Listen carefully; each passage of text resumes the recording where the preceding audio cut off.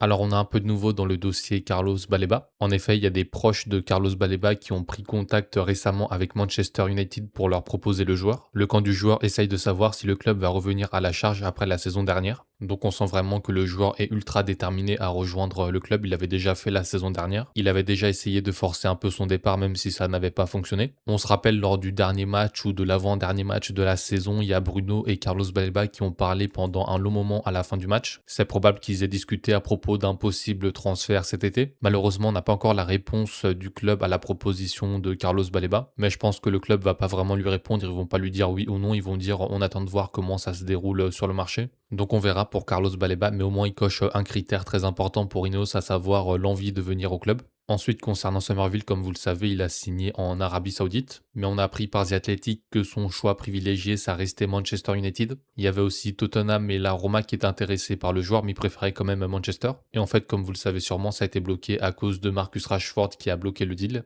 D'ailleurs, concernant Rashford, il n'y a toujours aucun club qui est intéressé par lui. Il hésite même à rejoindre un club de Première Ligue sans Ligue des Champions, il préférait quand même rester à Manchester. Donc j'ai bien l'impression qu'on va le garder, surtout qu'on l'a convoqué pour la pré-saison. Alors que par exemple Chelsea, qui doit se débarrasser de joueurs comme Disasi ou Badiachil, n'ont pas convoqué ces joueurs-là pour la pré-saison. À mon avis, on aurait dû faire pareil et même lui dire qu'il était le troisième choix derrière Cunha et Dorgu pour qu'ils partent. Parce que là, on va se le traîner jusqu'au bout, ça va être vraiment long. D'autant plus que d'après Tyrone Marshall, il y a un calme relatif qui règne à Manchester depuis qu'on a signé André Santos et Yuri Tillmans. Il dit que, ayant renforcé quelques secteurs clés, United est satisfait de ses opérations jusqu'à présent et la suite dépendra de quelques éléments. Donc on a dépensé 3 fois rien, on a encore plein de manques dans l'équipe mais les dirigeants sont sereins apparemment. Je rappelle pour l'instant qu'il n'y a que Arsenal qui a moins dépensé que nous dans le top 6 de Première Ligue cette saison pour l'instant. Alors qu'en plus ils vont sûrement dépenser beaucoup d'argent pour un attaquant, on parlait même de Vinicius Junior ces derniers jours. Et puis Tottenham, Chelsea, City, j'en parle pas, ils dépensent sans compter. Il y a même Manchester City qui est prêt encore à offrir 100 millions d'euros pour Yann Diomande. Pour l'instant, ça devrait être refusé par Leipzig, mais c'est juste pour montrer que eux, ils sont prêts à dépenser de l'argent alors que nous, pas du tout. Surtout qu'en plus, c'était pas comme si on avait fait aucune vente. Il y a déjà Højlund qui est parti pour un gros montant. En plus, on a eu de l'argent avec le transfert de Greenwood et en plus, il y aura d'autres transferts, notamment celui de Radek Vitek. Donc encore une fois, je comprends pas les dirigeants. D'ailleurs, on a Tyrone Marshall qui confirme cette idée de mercato à prix bas. En effet, il dit que Aurélien Tchouaméni est toujours une recrue idéale. Cependant, United n'est pas totalement convaincu par l'idée de recruter un troisième milieu de terrain. Donc on risque de faire une saison à plus de 60 matchs avec 3 milieux de terrain, ça va être marrant. En possible départ, on parle encore de Zirkzee qui devrait peut-être quitter le club, mais s'il quitte le club, ça sera plus un prêt qu'un transfert sec. Et si jamais il devait quitter le club, ça sera quand Benjamin Sesko sera de retour. Concernant la blessure de Mainoo, ça devrait pas être trop grave. Normalement, il devrait reprendre l'entraînement complet dès son retour à Manchester pour la pré-saison. C'est rassurant parce qu'on a que 3 milieux de terrain et en plus on a signé Yuri Tillmans qui est déjà un peu blessé. Donc si en plus Mainoo aurait été blessé, on aurait été vraiment dans le mal.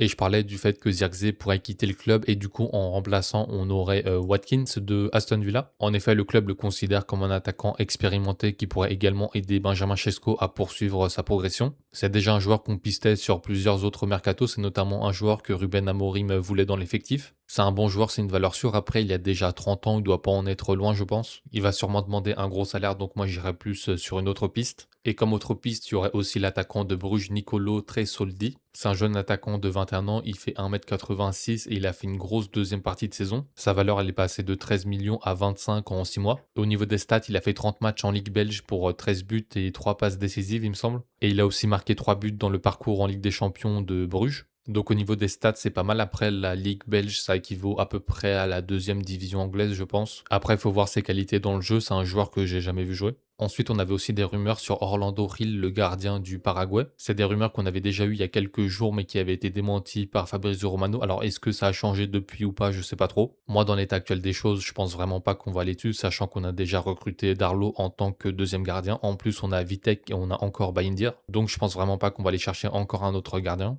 Ensuite, à propos de Manu Koné, il bénéficierait pas d'un soutien unanime en interne à Manchester. C'est peut-être pour ça aussi que les négociations n'avancent pas. En plus, d'un autre côté, on a aussi Rodri qui va peut-être rejoindre le Real. Donc ça pousserait Tchouaméni vers la sortie. C'est peut-être pour ça que le club temporise pour l'instant. En plus, c'est une information qui est confirmée en Italie. Ils disent que Manchester avance très lentement dans le dossier Manu Koné. La Roma attend toujours une offre officielle qui n'est pas encore arrivée. Donc ça se refroidit sérieusement pour Manu Koné, d'autant plus que le club ne sait même pas s'ils vont aller chercher un troisième milieu de terrain. Alors si en plus ils ne sont pas convaincus par Manu Koné, ça va être compliqué. Et en effet, on a encore des rumeurs sur Tchouaméni comme quoi ça serait une possibilité. Moi, le dossier Tchouaméni, il m'épuise, ça fait des semaines qu'on est dessus, ça avance pas, le joueur il veut pas venir, enfin je sais pas pourquoi on s'épuise à aller sur lui. En plus, la Coupe du Monde n'était pas forcément bonne, surtout le match contre l'Espagne où il a été horrible. Sinon, ensuite, on a Sékou Koné qui va rester en prêt à Lausanne pour la saison 2026-2027. C'est un jeune milieu de terrain talentueux. Après, il s'est blessé 160 jours la saison dernière. Donc évidemment, il n'a pas pu démontrer grand-chose. On espère que les blessures le laissent tranquille cette saison. Ensuite, concernant Chesko, je ne sais pas si vous avez vu son évolution entre 2025 et 2026, mais il a pris au moins 10 kilos de muscle, je pense. Je ne sais pas si c'est quelque chose qui était vraiment nécessaire, sachant qu'il se faisait pas trop bouger dans les duels. J'espère qu'il va pas perdre en vitesse,